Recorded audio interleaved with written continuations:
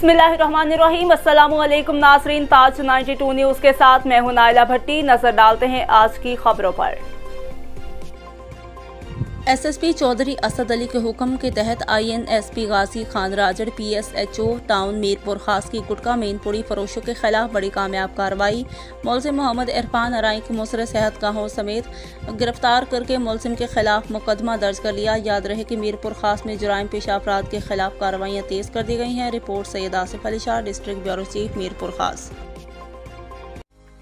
लेबोरेक्स German formula मैदा और जिगर के अमराज इंसानी सेहत को नाकाबिले तलाफी नुकसान पहुंचाते।